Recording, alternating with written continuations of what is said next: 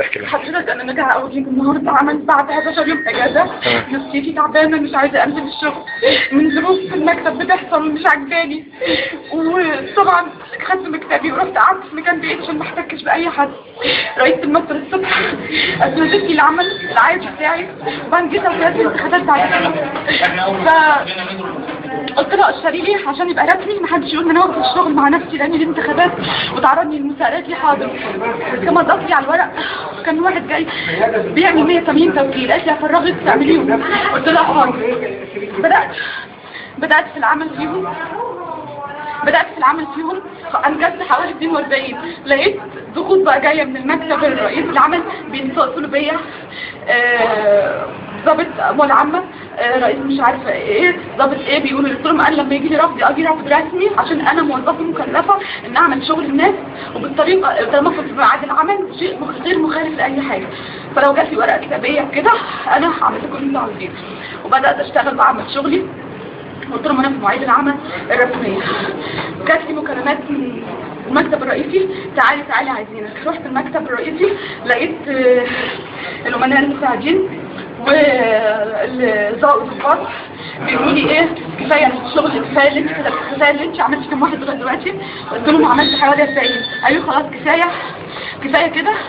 وكنت متوزع عليا عقد ازرق قالوا لي تعملي بعد الظهر. رجعت لرئيسة المكتب بالنيابه استاذه شاديه قلت لها اللي حصل ده. قالت لي انا ما اقدرش امتنع دي انتخابات وما اقدرش احط نفسي في المساءله. قالت لي خلاص يا كريمه اشتغلي انت شغل الانتخابات وانا هوزع عليهم الشغل عادي. وبدات اقفل العمل وانا اثناء عملي توجهت ليا واحده بتقول لي انا بطاقتي عندي من الساعه 10. قلت لها لا انا ما عنديش بطاقه. وانزلت بقى بالسلم من الشتائم والسب والضرب وانا قاعده غضبت الناس.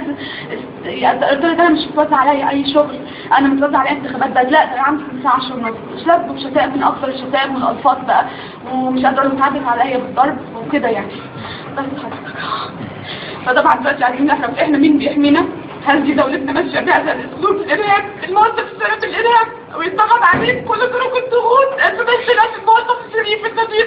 انا جاي لي جواب شكر من مساعد الوزير للمتابعه والتفكير في عملي. ولما لقيت الوضع في المكتب كل ما يعجبنيش من الرشاوي والفساد اللي فيه خدت مكتبي ورحت المكان اللي انت جيت لقيتني تحت بعيد عن كل وقلت لهم انقلوا لي توجهتهم كذا مره ان انا مستحيل اقعد في مكان زي انا انقلوا لي محدش بيستجيب ليا. انا عايزه عايزين تصديق عايزه مساعد الوزير عايزه صرخه مظلومه في الشهر العقاري توصل لكل المسؤولين والصحافه.